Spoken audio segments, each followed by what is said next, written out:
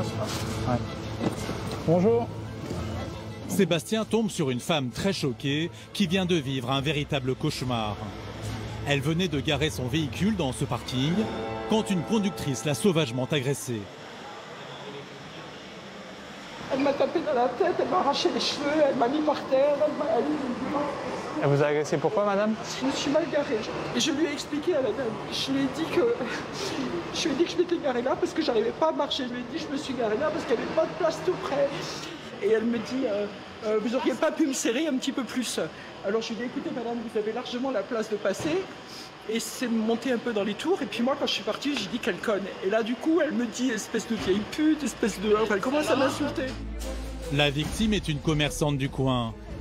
Comme elle a des problèmes pour marcher, elle a garé sa fourgonnette près de l'entrée du magasin. Mais elle s'est mise trop près du véhicule de l'autre conductrice.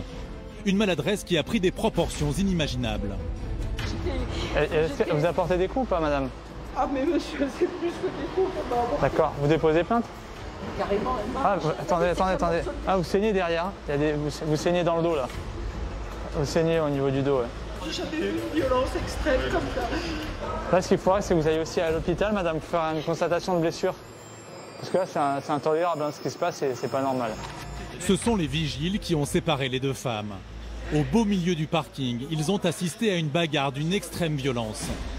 Et une qui a pris le dessus sur l'autre, non? Oui, c'est ça, c'était la plus jeune sur la dame, elle était âgée, donc ça se fait pas trop, mais je sais pas pourquoi. Elle a été prise sur elle, elle a atterri par les cheveux et voilà, la dame a été âgée, normalement on n'a pas à faire ça, c'est un mauvais comportement que je trouve, mais malheureusement c'est comme ça. Et l'autre dame, qu'est-ce qu'elle avait?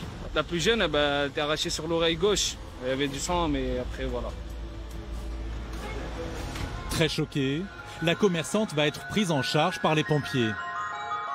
Quand il a appris la nouvelle, son mari a eu très peur. Retraité, il vient d'arriver en urgence pour la réconforter. Et il n'en revient toujours pas.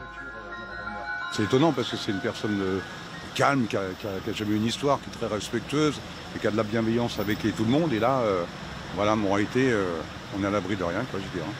Enfin, ce qui est inquiétant, c'est pas simplement son cas, c'est la violence qui est en train de monter dans cette société, quoi. C'est tout, quoi. C'est même pas pour des denrées alimentaires, c'est simplement pour un stationnement, pour une place. Donc pour une place, on en vient à se bagarrer, à finir au sol, à mettre des coups de pied dans la tête pour une place de parking. À l'hôpital, les examens montreront que la commerçante souffre d'une entorse cervicale. Elle devra supporter une minerve pendant 3 semaines. La femme a finalement porté plainte. Elle attend que justice lui soit rendue.